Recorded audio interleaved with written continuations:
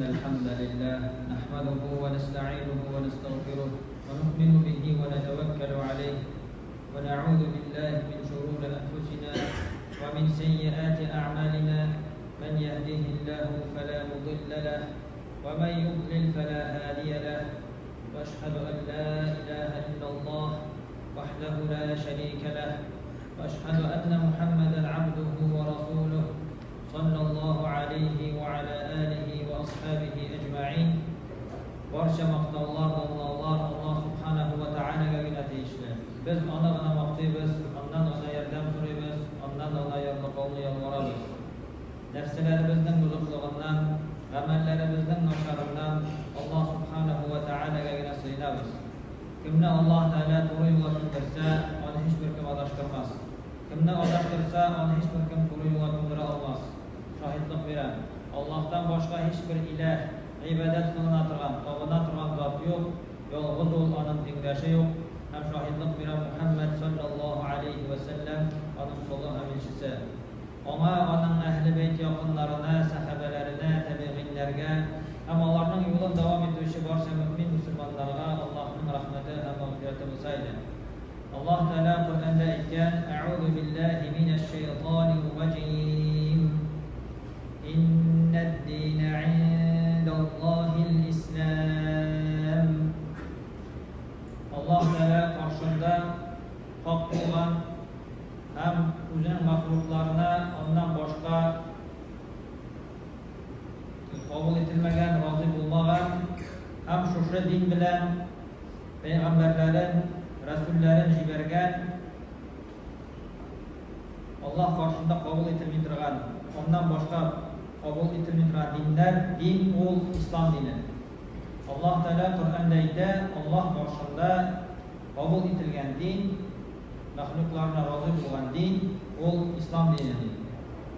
Alhamdulillah, biz endi Allah Taalaning ne'mati bilan Allah Taalaning masjidlarida, Allah Taalaning yurtlarida juma namozlarida yig'ildik. Ham bu bizning musulmon ekanimizni, islom dinini tutuvchilar ekanimizni ko'rsatadi. Ham endi biz islom dinining negizlarini o'taganimizni ko'rsatadi. Ammo lakin bizning islomimiz komil bo'lsin uchun o'zimizning ustimizdagi bo'lgan farzlarni o'tagandan so'ng bizga ziyon keltiradigan yoki bizga foyda keltirmaydigan amallarni da qoldirib, bizning islomimizni durust bo'lishini ko'rsatadi. Payg'ambarimiz sollallohu alayhi va sallam bir hadisda aytgan: "Min husnil islami mar'i tarkuhu ma la ya'ni." Kishining islomining yaxshi bo'lishining belgilaridandir ona qo'yilmagan narsalarni qoldiruvi degan. Shu qisqagina so'zlarga endi Payg'ambar sollallohu alayhi vasallam endi bizga bu dunyoda da, oxiratda da baxt keltiradigan narsalarni anlatdi. Ham bu hadis dinning yortisi deb aytganlar bu hadis turida olimlar. Chunki din u narsadir bo'lsa ishlav yoki narsadan bo'lsa bosh tortuvni anlatadi. Bu hadisda endi bosh tortuv to'g'risida so'z bor.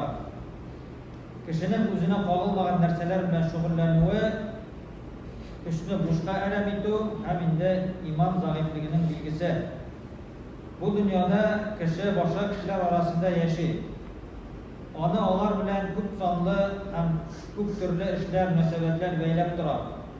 Musulmon har qilgan ishi, har soati, har aytgan so'zi uchun javob berajak. Ikkinchi yoqdan kishi o'zini chorlab olgan butun narsa bilan shug'ullansa, bu uning farzlarini o'tavga, o'zi javobli bo'lgan narsalar bilan shug'ullanuvga qumasha o'tashak. Shuning natijasida u bu dunyoda da, oxiratda da shiltalanashak, ko'p yo'qotuvlar kechirashak. Anas ibn Malik radhiyallohu anhu aytgan: sahabalardan biri o'lgach, ikkinchisi onu cennet bilan shodlantirarlardir dedi. Ona Peygamberimiz sallallahu aleyhi ve sellem bulay deb javob berdi: "Avvala yadri fala'allahu takallama fima la ya'nihi aw bakhila bima la yanqusu." Sen bunu bilmaysan bit. Belki o o'zi bilmagan narsalarni so'ylagandir, ham үзенә кагылмаган нәрсәләрне сөйләгәндер, һәм үзеннән артыгы булгандан саранлангандыр дигән. Шулай ук Пәйгамбәрбез саллаллаһу алейһи ва саллям әйткән: "Бихасби имриин минаш-шарри ма яджһалу мин нафсиhi ва ятакаллафу ма ла яъниhi." Yani кешегә начарлык буларак җитәди, үзенә кагылмаган нәрсәләр белән шөгыльләнүе һәм гыйлеме булмаган килеш берәр нәрсә турында сөйләве дигән. Yani кешегә начарлык эшләү өчен ниндидер гамәл кылу да кирәкми. Хәтта инде кеше үзенә кагылмаган нәрсәләр белән шөгыльләнсә, яки белмәгән нәрсәләрне сөйләсә, аңа әгәр инде бик зур гөнаһлы гамәлләр кылмаса да, аның зарары ди, аның зыяны ди, җитәрлек булачак ди. Үзенең бурычларын, җаваплылыгын белүче кеше, ул инде һәр вакытта үзе белән мәшгуль була. Ул үзенә ике дөньяда да файда китерә торган гамәлләр белән үзенең игътибарын җәлеп итә шушы нәрсәләргә. Буш яки артык нәрсәләрдән баш тарта. Әгәр дә кеше караса әһәмиятле нәрсәләрнең әһәмиятсез булган нәрсәләргә караганда азрак икәненә һәм күрәчәк әһәмиятсез булган нәрсәләр алар бик күп икәнен, файдалы, кирәкле булганнары алар нык әз икәнен күрәчәк. Һәм инде шушы үзенә кирәк булганнары белән генә шөгыльләнсә, кирәк булмаганнарын калдырса, ул бик күп зарарлы һәм гөнаһлы нәрсәләрне калдырачак. Һәм бу аның исламның дөрес тотуын, иманлыклыгын, таквалыгы дөрес икәнлегенең билгесе. Аллаһның илчесе саллаллаһу алейһи ва саллям әйткән: "Иза ахсана ахадукум исламаху факуллу хасанаtin ya'maluha tuktabu lahu bi'ashri amsalha ila 700 ضعف wa kullu sayyi'atin ya'maluha tuktabu lahu bimithliha." Әгәр сезнең берәрегезнең исламы иң яхшы рәвештә булса ди, исламны иң яхшы рәвештә тотса ди, ул эшләгән һәрбер яхшы эш өчен уннан 70-кә кадәр һәм 700 yani 700-гә кадәр арттырылачак ди. Һәрбер изге гамәл уннан алып 700-гә кадәр арттырылачак ди. Һәрбер начар эш өчен ди, бер генә начарлык кылган дип язылачак ди. Имам Малик рахимахуллаһ сөйләгән, бер вакыт кешеләр Лукман алейхиссаламдан сораганнар: "Сиңа бу дәрәҗәгә ирешер өчен нәрсә ярдәм итте?" ди. Ул әйткән: "Мин гадел идем, әманәтне тапшырдым, миңа кагылмаган нәрсәләр белән шөгыльләнмәдем" дип җавап биргән. Аллаһ белән мәшгуль булган йөрәк үзенә кагылмаган эшләрдән читләшә. Аллаһны күргән кебек гыйбадәт кылучы, аның якынлыгын тоючы кеше, ул инде үзенә кагылмаган бүтән нәрсәләрдән дә читләшә. Хасан аль-Басри рахимахуллаһ әйткән: "Аллаһның үз бәндәсеннән бурылуының билгесе аның бәндәсен аңа кагылмаган эшләр белән шөгыльләнергә мәҗбүр итүе" дигән. Шуңа күрә безгә кагылмаган, безгә бу дөньяда да, ахиратта да файда китерми торган гамәлләрне калдырырга кирәк. Нинди эшләр кешегә кагыла, ниндиләр кагылмый?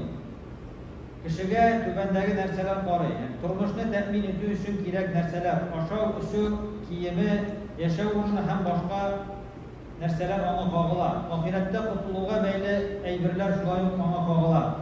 Аннан башка гамәлләр аңа кагылышлы түгел.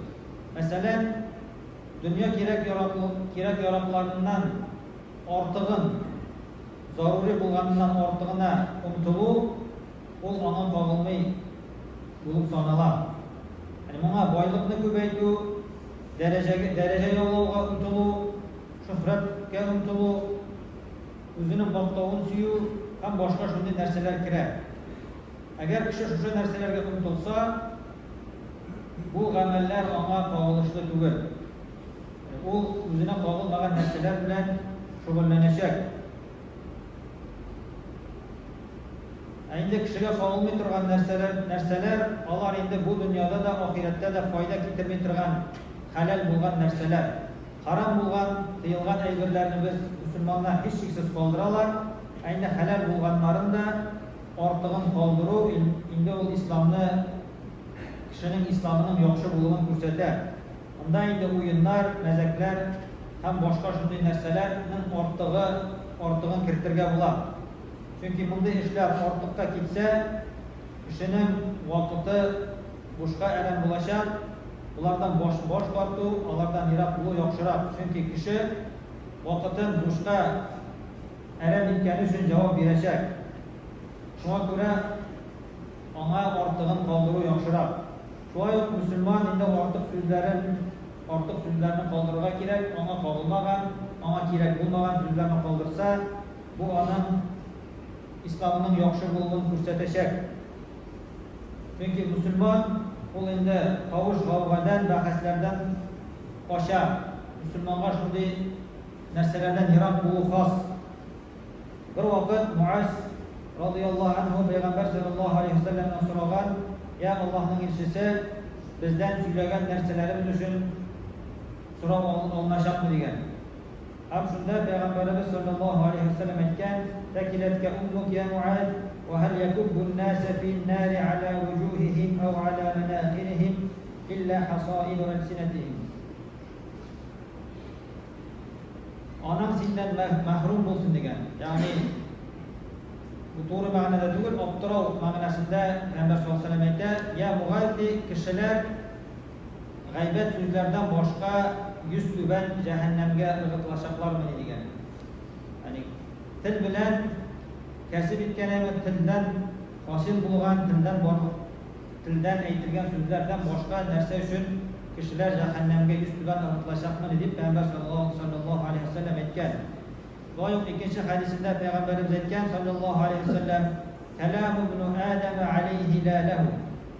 Adam bolasining so'zi ona qarshi degan. "Illa al-amru bil ma'ruf va nahy 'anil munkar va zikrullohi azza va jalla." Üç narsadan qola butun so'zlarda kishiga qarshi bo'lashaq degan.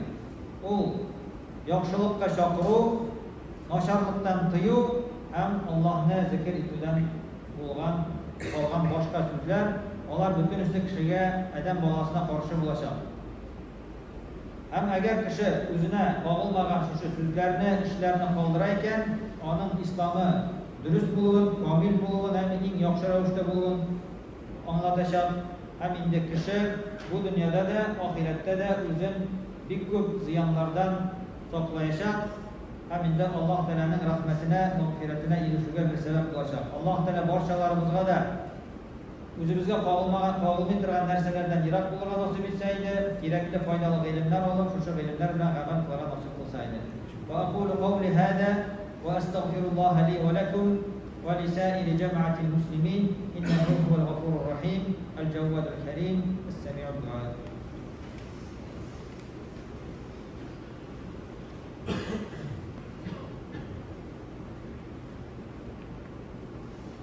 الحمد لله رب العالمين حمدا كثيرا طيبا مباركا فيه كما يحب ربنا ويرضاه، والصلاة والسلام على رسولنا محمد وعلى آله وأصحابه أجمعين.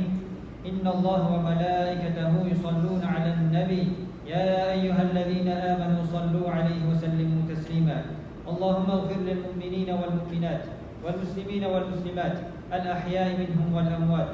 اللهم أعز الإسلام وانصر المسلمين، وارفع راية الإسلام فوق كل شعار، ووفق ولاة الأمور إلى ما تحب وترضى يا رب العالمين. وصلى الله على نبينا محمد وعلى آله وأصحابه أجمعين، وأقيموا الصلاة.